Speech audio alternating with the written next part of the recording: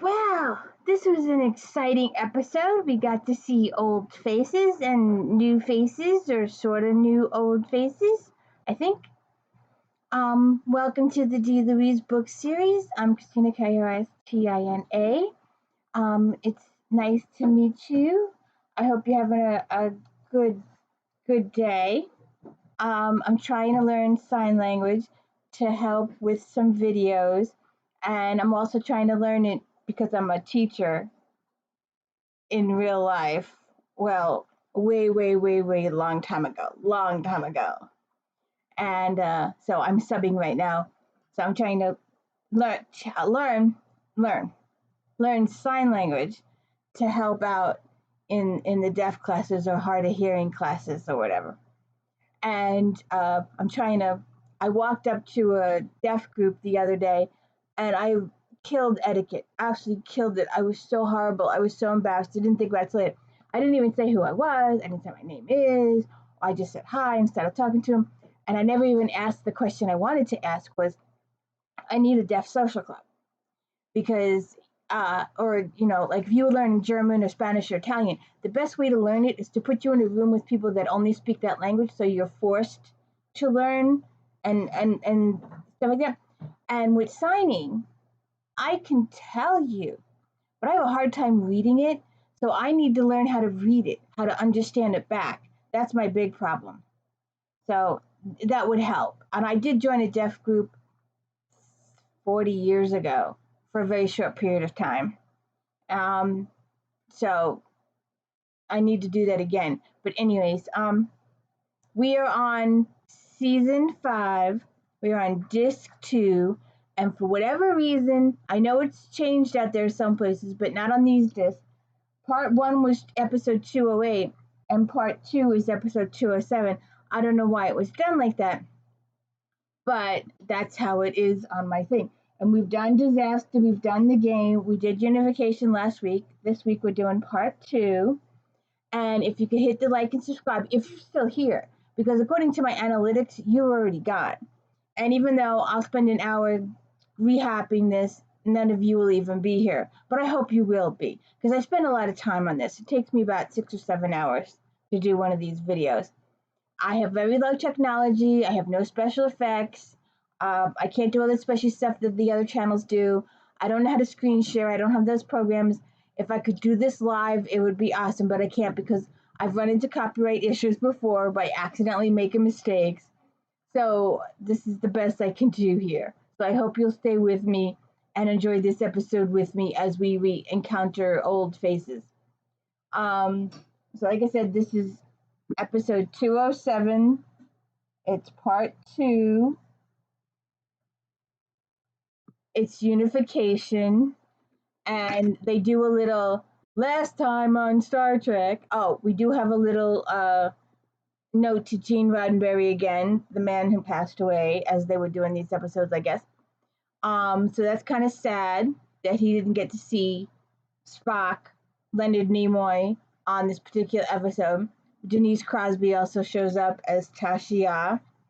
So, well, we should get going with this. We start off with last time on Star Trek, and they go through all those things. Do we really need to go through those? Do you remember those?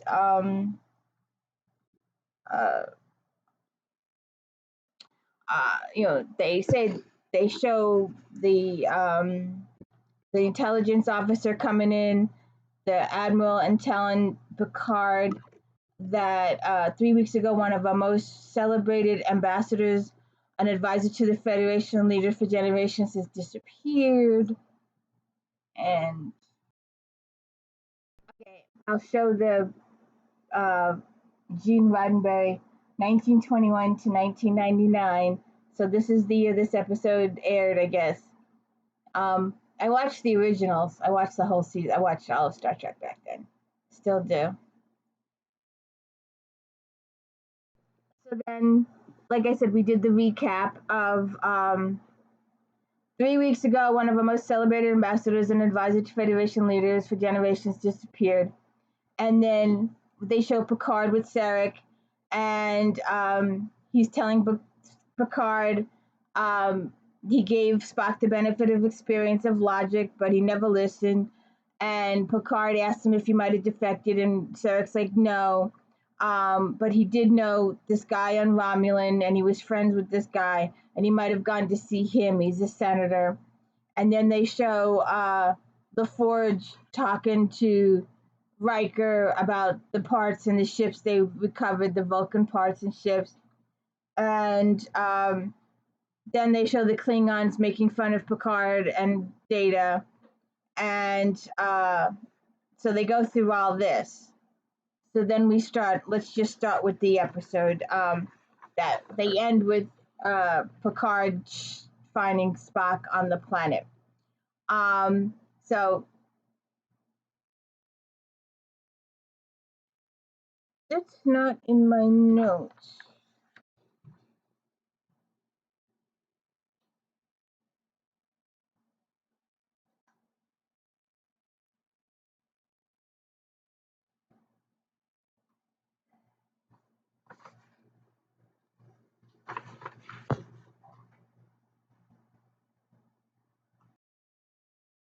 Okay. Now, my first complaint and my biggest complaint through all of these uh, presentations in the cave, turn the lights on. I can't see anything. You're having all these very important characters have a very important conversation, but I can't see anything. You're trying to be dramatic. You're trying to show it's a cave, but I can't see anything. What? She's sitting here screaming at me. So Spock says, "What are you doing on Romulus?" Picard says, "That was to be my question to you, sir." Picard said, "It is no concern of Starfleet." Picard said, "On the contrary, it's very much Starfleet's concern. You're in a position to compromise the security of Federation." Spock says, "You may assure your superiors, Captain, that I am here on a personal mission of peace, and I will advise Starfleet when it is appropriate." Picard says, "That is not appropriate." Spock says, "You cannot remain here, Captain Picard." Picard says, "I will not return without a full explanation, Ambassador. With great respect for all that you've achieved on behalf of the Federation, this sort of cowboy diplomacy will not be tolerated anymore." And Spock is like, "Cowboy diplomacy? Oh, yeah! Isn't that what you did with Captain Kirk?" Just saying. I'm trying to find a good two-person shot. I'm not finding it. Um, he says, "If you wish to undertake a mission with obvious repercussions for the Federation, then you should discuss it with the Federation. I'm here as their representative. You'll have to discuss it with me." That is precisely what I hoped to avoid. I also have the responsibility of being the bearer of unhappy news. Spock said, Sarek is dead. And he goes into uh, Spock's quarters. So Spock says, "I know of your mind meld with my father, which enabled him to complete his last mission. It was an honor. He was a great man." Spock says he was a great representative of the Vulcan people and of the Federation. Picard said, "I was with him before coming here. He expressed his pride in you, his love." Spock says, "Emotional disarray was a symptom of the illness from which he suffered."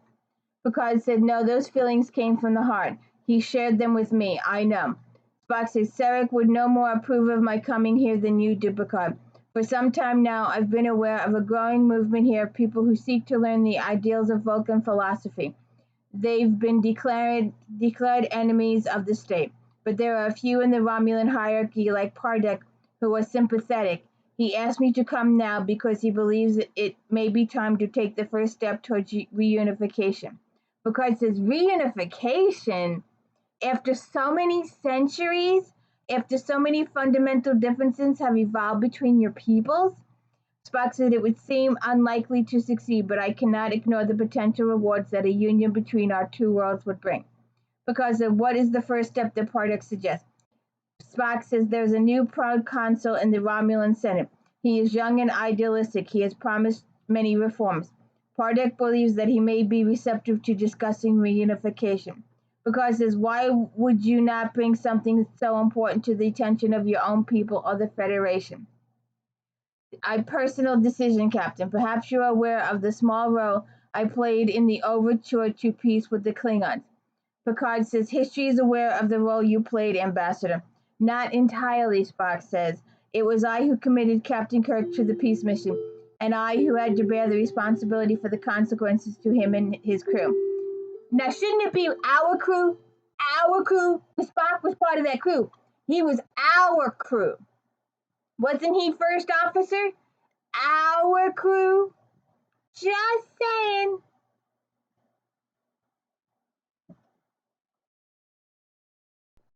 Ambassador, your logic escapes me. If I didn't know better, I would say that your judgment is influenced by your emotions.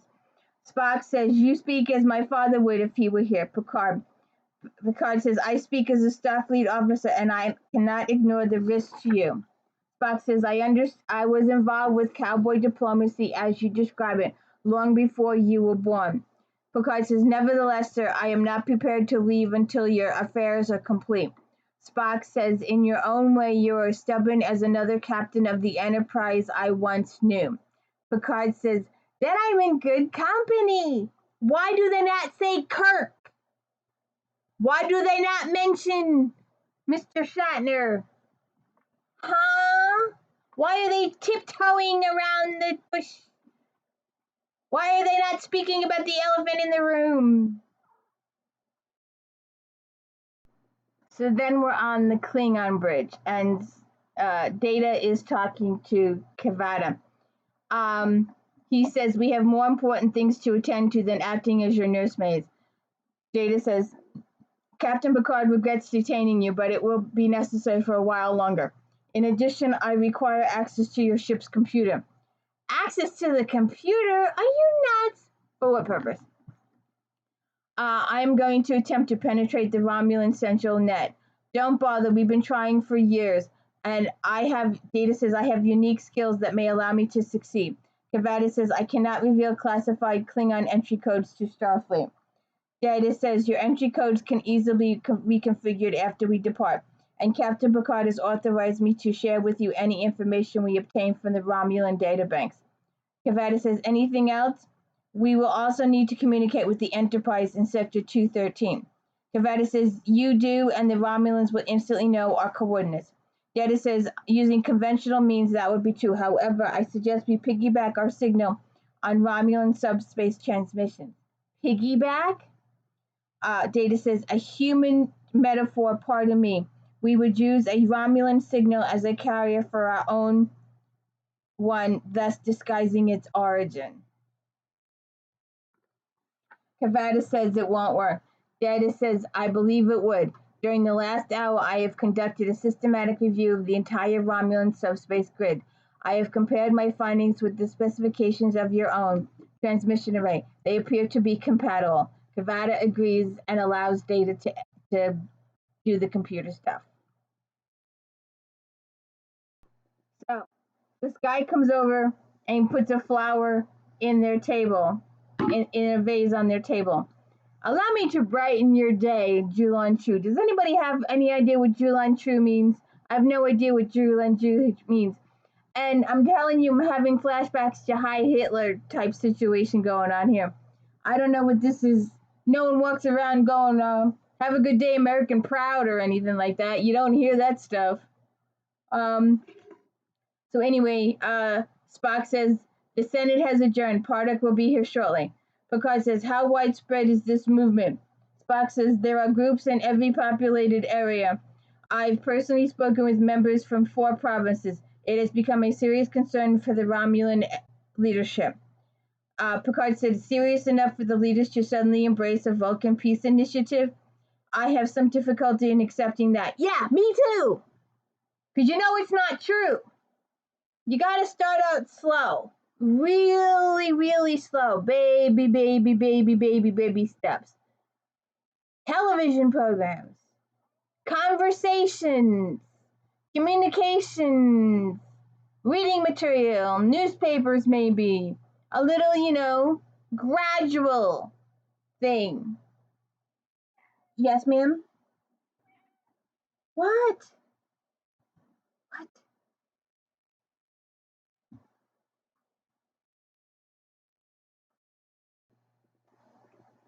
So, I sense you have a closed mind, Captain, Spock says. Closed minds have kept these two worlds apart for centuries. In the Federation, we have learned from experience to view Romulans with distrust. We can either choose to live with that anonymity or seek an opportunity to change it. I choose the latter. Picard says, I will be the first to cheer when the neutral zone is abolished, but I wonder if this movement is strong enough. Come here, come here, come here, come here, come here, come here, come here, come here, come here. Say hello. We're in the middle of some difficult discussion here. We're talking about the Romulans accepting Vulcans. Can you accept? Would Vulcans accept Romulans on their planet, and would Romulans accept Vulcans on their planet? A people exchange, a student exchange. Small way to start, right? Wouldn't that be good? She hates being on television. Oh, so where was I? Spock says, I will be the, Picard says, I will be the first to cheer when the neutral zone is abolished, but I wonder if this movement is strong enough to reshape the entire Romulan political landscape. Nope, nope, nope, nope, nope, nope, nope, nope, nope, nope. Like I said, baby steps. Baby steps.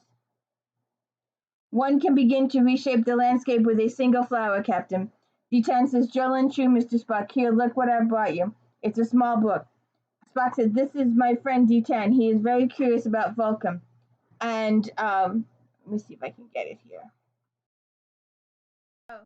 D10 gives him this book, and then Parduk shows up and says, the book tells the story of the Romulan Vulcan separation.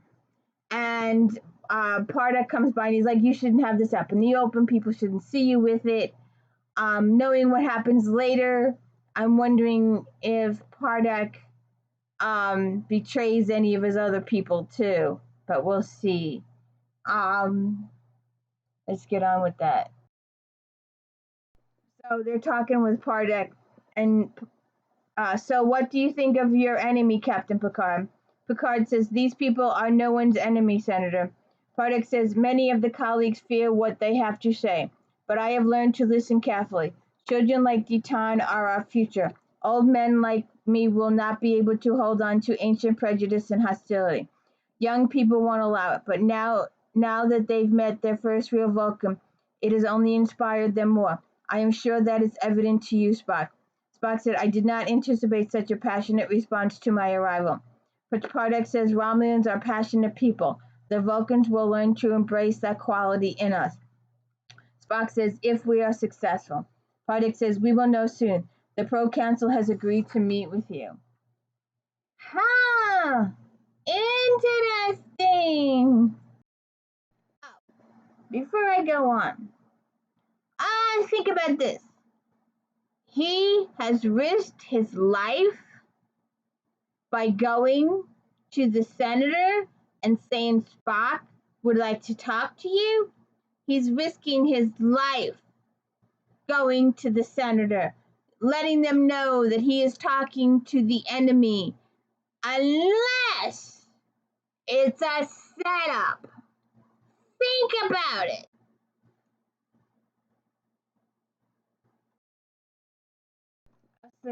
Info back on the Enterprise. We get a first officer's log, stardate 45245.8. The Enterprise remains a Quailad 2 as we continue to investigate the theft of a surplus Vulcan ship. The trail has led us to the former wife of a deceased smuggler. He just takes the drink. He doesn't even know what's in the drink, and he drinks it. This waiter is walking through this restaurant with a tray of drinks, and you walk into the restaurant and you help yourself to one of the drinks of the guy's tray. You don't even know what it is. How do you know it's not poison or vodka or absolute or something. How do you know? There's no right to take it from someone else's stuff. I'm just saying. I like this chick a lot. I really do. Let me see if I can get a good picture. But Riker goes to talk to the chick at the piano. Was she in Star Wars at any point in the Jedi scene in Jabba the Hutt's place? I don't know. She just looks familiar. But she reminds me of a friend of mine, and it just breaks my heart because my friend just passed away. And I just love this. I love this lady. She's awesome. She's. But so Riker talks to her. Uh, she comes in. She says to him, "A new face," and he says, "Same one I've always had." And she says, "What would you like to hear?" And he says, "Do you know some blues? Look at me, mister. What do you think? 7 different shades of them. How about some Endorian blues? Suck salt." And she picks up this salt stick. Don't we have sugar sticks down in Florida? Rock salt sticks down in Florida. I forget. Um, uh, Good. And he says never cared for it. She says, "Good for you, nasty habit." So what are you looking for? Who says I'm looking for anybody? Your face, your uniform in a place like this. Okay, I'm looking for you. And she's like, "Oh, you just made my day." And he said, "I have to ask you about your husband." "Well, it was nice while it lasted." "Which husband?" "The dead one, I'm afraid." "Oh, you must be from the Enterprise. You destroyed his ship." "He was in some bad business. He took the evidence with him. His one endearing quality, he always cleaned up after himself," she says. "And what do you want from me?" "I was hoping you might know his business partners." "And why should I help you?" "To be honest, I can't think of a good reason." "Well, you did kill my husband, and that's not a bad start. So why don't you drop a few coins in the jar, and I will see what I remember." And he's like, "No pockets, no money. Nope, nothing here. No money here." So he offers to teach her some jazz from New Orleans. Well, he doesn't say New Orleans. He just says Earth. Um. So they do this, and then she says, "You're going to be around for a couple of days?" He goes, "I can be." She goes, "Well, sooner or later, a man named Omag will come by for a song. He always wants to hear the same thing. Melor Famelgo. He's an arms dealer, and he's a fat Ferengi."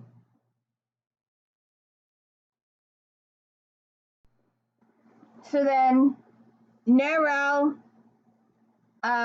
is in his office working on his future iPad, and Pardak comes in with Spock, and then uh, Pardak leaves, and Nerel has a talk. Nerel says, "Please, I've never liked titles since I was a lowly Yulin in the Romulan Guard. I'm Nerel now. How is it again?" Pardak's tried to show me, and he tries to do the live long and prosperous thingy. "We will see you and your wife tomorrow at the state dinner." Pardak's like, "Yes, I'm looking forward to it." And then Nerel says, "It's been years since old Pardak's been invited to an official function. He's far too attached to the common man for most people's comfort." Spock says, "That is their loss. I found Pardak to be a unique insight into many issues. Let me tell you something, Spock. We're going to start something here, you and I, that will redraw the face of the quadrant." Now, is this real or is it fake? Is Naral in on it too? Because you don't see him again, or at least I don't think you do, because you only see Tasha with the. Oh, wait a minute. Yes, of course she comes in at the end. Excuse me, I forget.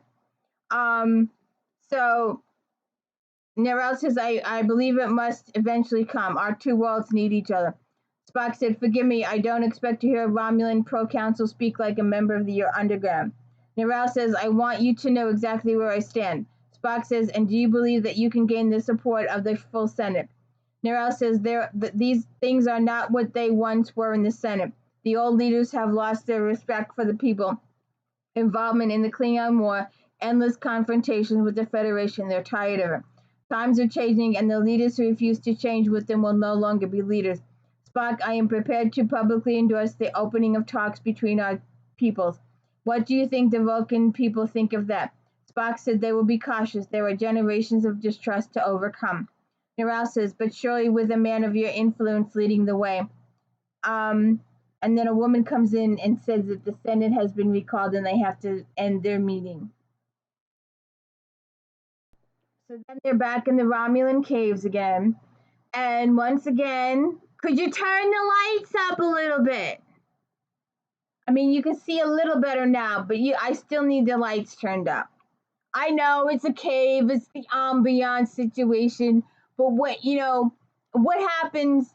There are these scary movies where they have these dramatic and terrifying scenes, but if it's in the dark, I can't see it.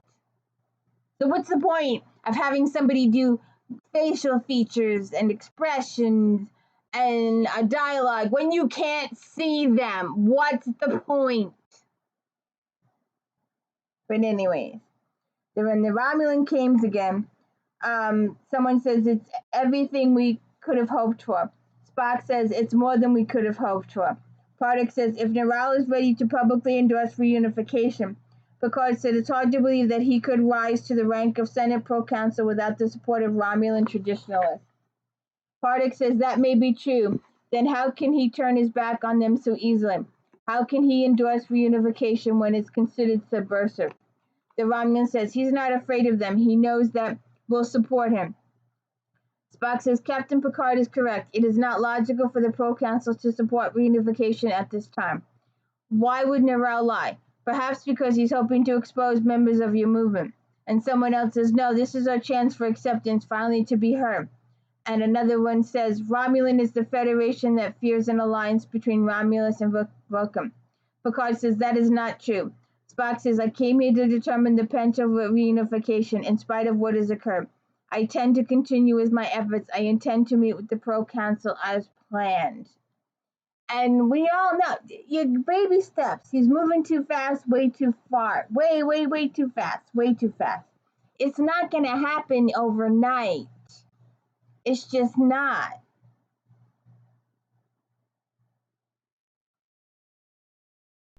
So then Spock and Picard continue a conversation. Picard says, you let their emotions sway you. Spock says, on the contrary, I'm pursuing the most logical course. Picard says, you are as skeptical as I am. It is logical to ignore your own good sense. Spock says, I fear the influence of Sarek has colored your attitude, Captain, towards reunification and perhaps towards me. Picard says, this is the second time you've accused me of speaking with another man's voice. It is true he will always be a part of me, his experiences, his spirit, but I speak with my own voice, not his.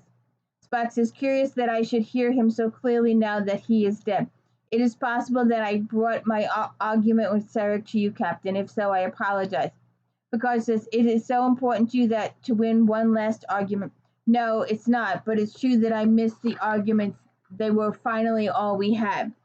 Picard says, but your fight with Sarek is over, Spock, and you have none with me. Spock says, I always had a different version than my father. The ability to see beyond pure logic. He considered it weak, but I discovered it to be a source of extraordinary strength. Sarek would have seen this mission of reunification as a fool's errand, but somehow I think it is not. Logic cannot explain why I know that I must pursue this. Picard says, even if it leads you into a Romulan trap. Spock says, if the Romulans do have ulterior motives, it is in the interest of all concerned that we determine what it is. So I will play the role that they would have me play. Interesting. So we're back on the Klingon ship with Data, Spock, and Picard. Picard says, have you had any success, Mr. Data? Data says, negative, Captain. The Romulan information net employs a progressive encryption lock. I have been unable to penetrate the security measures. But Spock says, may I assist you, Commander? I have some experience in these matters. By all means, Ambassador, Spock. Data says, the Romulans have incorporated a 43-part cipher key in their entry sequence. Yes, sir. It's the 29th that the only one I can't bypass. So Picard says, I think I'll leave this opportunity to remove my ears, and he leaves. Spock says, he intrigues me, this Picard. Data says, in what manner, sir? Spock says, remarkably analytical and dispassionate for a human. I understand why my father chose to mind meld with him. There's almost a Vulcan quality to the man. Data says, interesting. I have not considered that, and Captain Picard has been a role model in my quest to be more human. Spock says, more human? Yes, Ambassador. Spock says, fascinating. You have an efficient intellect, superior physical skills, and no emotional impediments. You are what Vulcans aspire all their lives to achieve, what you have been given by design. Data says, but you are half human. And Spock says, yes, yet you choose the Vulcan way of life. Spock says, I have. Data says, in effect, you have abandoned what I have sought all my life. Spock says, I believe I have isolated the 29th cipher access code. I shall attempt to access the Pro-Council files. Data says, Ambassador Spock, may I ask you a personal question? Spock says, please. As you examine your life, do you find you have missed your humanity? Spock says, I have no regrets. Data says, no regrets. That is a human expression. And Spock says, yes, fascinating. So then we're back in the bar again, and Worf is there, and he asks her to play a Vulcan opera, and the two of them get into it with singing, and then the Ferengi walks in, and Worf informs Riker that the Ferengi has arrived. So then the Ferengi at the table is screaming, waiter, waiter, waiter, waiter, waiter, I need a waiter, I need a napkin, I need a napkin. And Riker comes over there and he goes, is there a problem? And he goes, yes, I need a napkin. He goes, use your sleeve. What did you say? Or use one of their sleeves. I don't care. Who are you? Commander William Riker, USS Enterprise. Am I supposed to stand up and salute? Riker says, we're investigating the disappearance of a Vulcan ship. He says, oh, well, you've got the wrong Ferengi. I never trade in Vulcan ships. We know that you were involved. Omag says, who would want a Vulcan ship? Vulcans are pacifists. I deal in warships. Can somebody get me a napkin? Riker says, who would want a Vulcan ship? Hypothetically speaking? Riker says, hypothetically speaking. He goes, I never learned to speak hypothetical. He thinks he's funny. He picks up the tray of food, throws it in the Ferengi lap, and that is some disgusting stuff. That is some, yuck, that fish. And he holds him up and he goes, let me see if I can get it. Here we go. Let me explain what will happen to you if you don't tell me about the Vulcan ship. Your right of passage to the sector will be revoked, and more than that, I'll be very unhappy. I delivered it to a Balerian freighter. At what coordinates? I don't remember. Ow, watch it. You're stretching my neck. Coordinates. Galadin Core, near the neutral zone. That's all I know, I swear. And Riker's like, good. Enjoy your dinner. So we're back on the Enterprise, and Riker is talking to Picard and Data. And he said, as soon as I heard the Balorian ship was at Galadin Core, I started to think Romulans. And Picard said, and the Romulans are suddenly very interested in bonding with the Vulcans. Spock has been meeting with the new Senate Pro-Council about unification. The Pro-Council says that he is prepared to endorse peace talks. Riker says, and Spock? The ambassador is skeptical, but he cares a great deal about reunification. As long as there's a chance of success, he's prepared to pursue it. Troy says, I'm afraid I don't see how a stolen Vulcan ship fits into all this. Picard says, neither do I, Counselor, but how soon can you be at Galadin Core, number one? He says 8 hours. Picard says, well, this may prove to be a wild goose chase, but I don't see that we have any other choice. Do you? Riker agrees. We are losing our Romulan carrier wave, Data says, and they lose visual and they end conversation. So, Data reports to Captain Picard that the Romulan suspect's logs identifying a transmission from the Romulan surface to a Balorian ship near Galadin Core 12 hours ago. And Gavik says Galandancore is along the Beryllian trade route. They trade a great deal with the Romulans. It was probably just a routine. Data says this would not appear to be routine. I was able to trace the source of the transmission. It incorporates the code prefix of the Romulan intelligence. Picard says, can you access this? Data says it was a short sequence of numbers, 1400. Nothing more. No, sir, nothing. And we all know military time is 1400, 2 p.m. D10 comes up to Spock and says, I've been looking for you. Spock says, I've been meeting with the Pro Council. D10 says, does he still want unification? Spock says he speaks of nothing else. He says, have you seen these before? Spock says, the symbolic nucleus of the Vulcan language.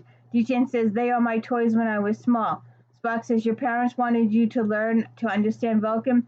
D10 says, yes, as did their parents before them, to prepare us for the day when we would live again with the Vulcan cousins. Romulan said, your friends from the Federation have returned. They need to see you immediately. I told Pardek he'll meet you at the cave. So they're back in the cave again. Picard says the only communication that was sent were the numbers 1400. Pardek says, what does that mean? Spock says it means the Pro Council has apparently been attempting to deceive me. For what purpose I cannot yet say, but his conversations with me have obviously been part of a greater plan which involves the stolen Vulcan ships. Data says, how do you know that, Ambassador? Spock says the time the Pro Council set for the subspace announcement of our peace initiative is 1400 tomorrow. 1400. Pardek said, why would they need a Vulcan ship? SELA says, that will become very clear shortly, Captain Picard. Oh, let me go forward here. Oops. Now, I missed my opportunity here. I screwed up. But I wanted to say that Tashiya always makes a dramatic entrance, or SELA as she's called now. So she makes a big entrance and she says, the great Spock, very well, Senator Pardek. Your service is appreciated to Romulan is noted and appreciated.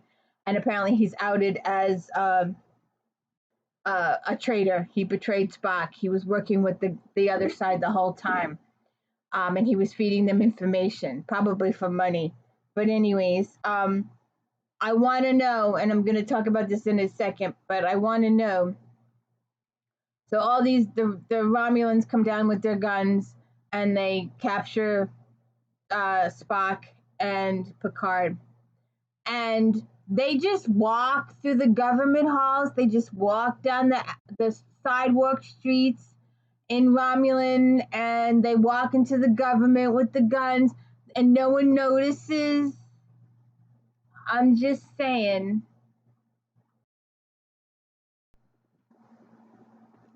She just takes them through the streets. Just takes them through the streets into the government building. What's up with that?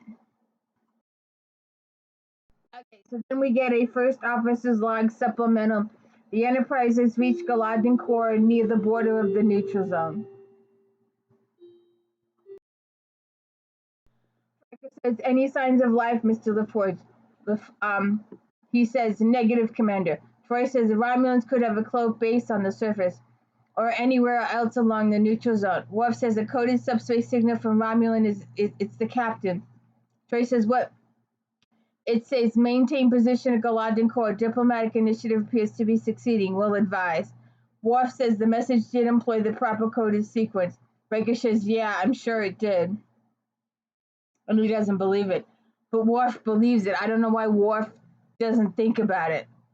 But Riker does. Riker knows better. Okay.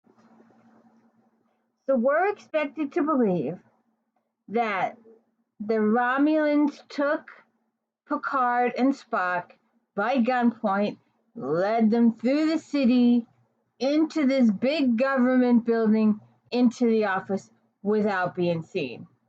They had to have been seen.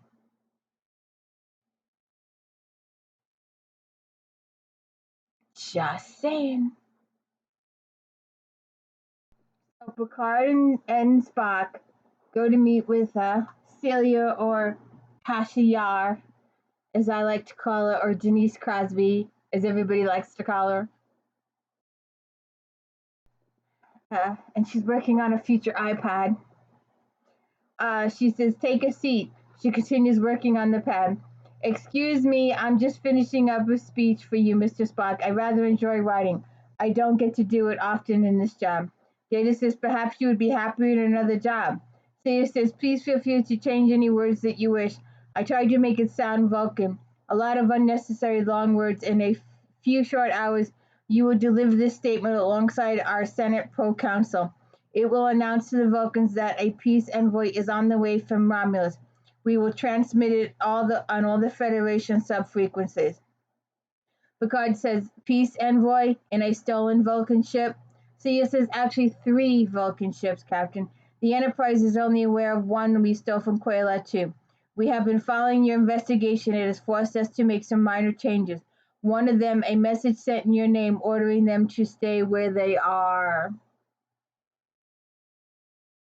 So she shows Picard the speech. Picard says, "Those Vulcan ships appear on the neutral zone. The Enterprise will move to intercept." Celia says, "In the event, the Enterprise will be given a more important matter to attend to. In the meantime, Ambassador Spock will be telling his people to welcome a peace envoy. And when they do, our forces will seize control before anyone realizes what happened." Because do you seriously believe that the Federation will not immediately intervene? So he says, "Of course it will, and we're fully prepared for it. But we will be there entrenched, and it will be very difficult to get us out once we're there. Reunification will become a fact of life." Spock, "I will not read this or any other statement." So he says, "If you do not read this, you will die. All of you will die." Spock says, "This is logical to conclude that you will kill us in any event. I choose not to cooperate." Celia says, "I hate Vulcans. I hate logic. I hate the arrogance. Very well, computer. Holographic image. Spock 1. So Celia says, "I hate Vulcans. I hate the logic. I hate the arrogance. Very well, computer. Holographic program Spock 1. By taking advantage of holographic sampling during the last several days, we've created a program Spock. Run program. Holo Spock. This is Ambassador Spock of Vulcan. By now, Federation sensors are tracking 3 Vulcan ships crossing the neutral zone. These ships carry the future of the Romulan and Vulcan people. Our long conflict is finally over." BS! BS! It can't be that simple. There needs to be terms. There needs to be talks. We need to get to know each other. We need to become friends. We need to earn trust. There's so much more involved in this crap. You just can't buy this. It's just too much. Taylor says, "Freeze. We would have preferred an interactive Spock who could have responded to questions, but this will have to suffice. Because you can hardly believe this will convince anyone."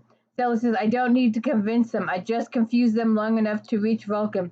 End program. If you excuse me, it's time to send our ships on their journey." Now, again, they led them through the whole city at gunpoint. Federation officers, Picard and Data and Spock, and no one noticed. No one said anything. So then Seller and her people leave. Okay, then I skipped a little piece there. Picard asked Data if they are aware we have access to the computers, and Data's like, "No." So then we're up here on the Enterprise. Worf says sensors are picking up 3 vessels crossing the neutral zone, Vulcan ships. Troy says, "Vulcan?" Riker says, "What's their heading, Mr. Worf?" 143 Mark 012. LaForge says, "That would put them on a course to Vulcan. They don't seem to be in a hurry. They're only moving at warp 1, Commander." Worf said, "Signal them on subspace. Request their status. Geordi, see if you can tell if it's one of the ships we've been looking for." Worf says they say they are escorting a peace envoy from Romulus to Vulcan. They request that we monitor Federation subspace channels. Ambassador Spock will be making an announcement shortly. Perhaps this reunification talks were successful, Troy says. Riker says, "Geordi?" LaForge says, "None of the transponders match that of the missing ships. They could have been altered. I'll keep checking. Riker says, set a course to Incept. Worf says, the captain orders were to maintain. Yeah, Worf, stop buying that. It's a ruse. Don't you get it? Use your brain. Captain Picard wouldn't say maintain that position. He'd want you to come help and rescue. Think, Worf, think.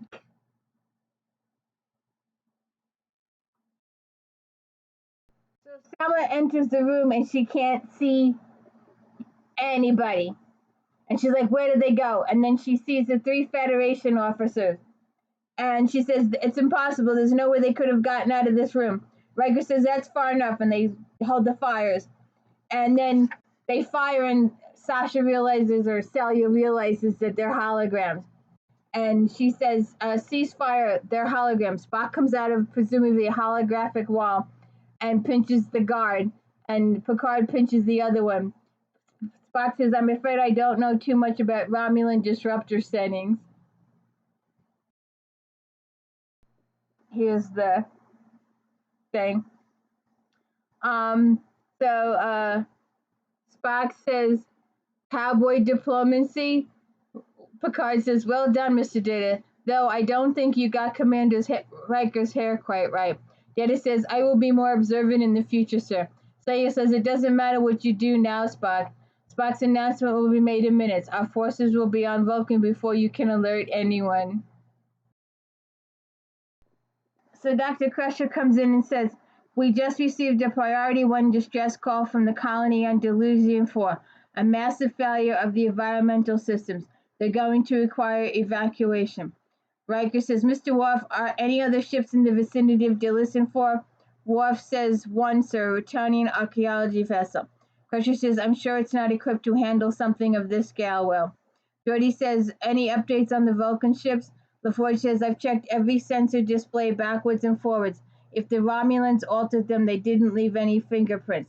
I can't tie them to any of the ships in the surplus yard. Worf says the Vulcan ships have entered Federation space, maintaining low warp. Riker says, laying a new course to Delusion 4. Worf says, incoming message from Romulus and all subspace channels. Riker says, on screen.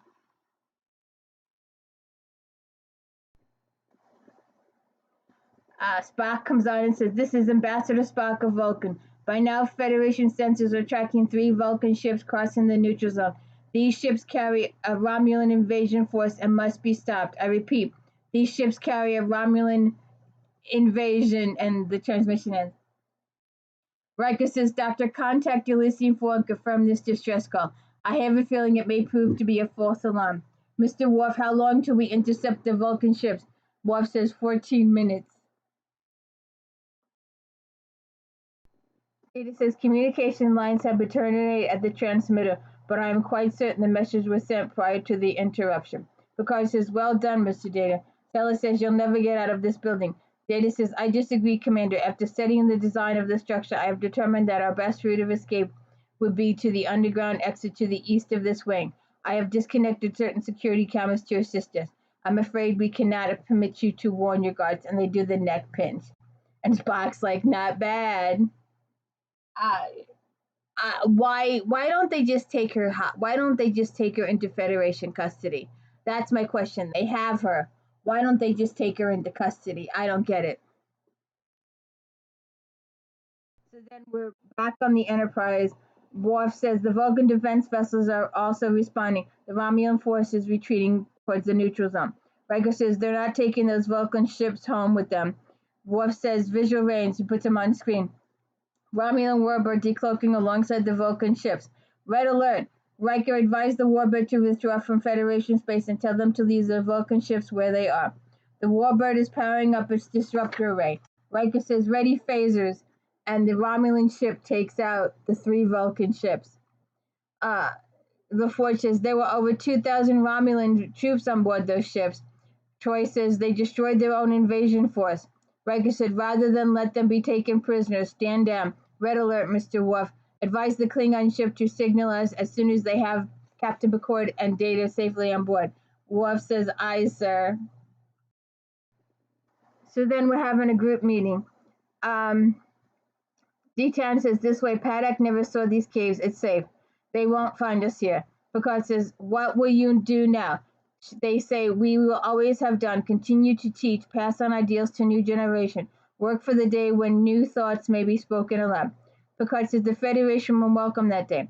Data says, Captain, we will need to reach our transport site in 14 minutes. Picard says, I wish you well. And they all say thank you. And then Spock and Picard have a moment. Captain, I will not be coming with you. Picard goes, Ambassador. Spock says, the reason for my coming here has never been more clear. The union of Vulcan and the Romulan people will not be achieved by politics or diplomacy, but it will be achieved. The answer has been here before us all along. An inexorable evolution towards a Vulcan philosophy has already begun. Like the first Vulcans, these people are struggling to a new enlightenment. It may take decades, even centuries, for them to reach it, but they will reach it, and I must help them. Because as I've learned, it is useless to argue with you once your mind is set. Not at all, Captain. I have found our arguments quite useful, almost as useful as those I had with my father. Picard said, would it surprise you to learn that he found them equally valuable? Spock said, ironically, you may know Sarek better than his own son does. My father and I never chose to meld. Picard says, I offer you that chance, that what he shared with me. And then Picard does the mind meld with him, and that's when the episode ends. And so that's the end of that. They need to work out a little student exchange program, or at least open lines of communication, at least talk. Do nothing else but talk and get to know each other. I think that's the first step.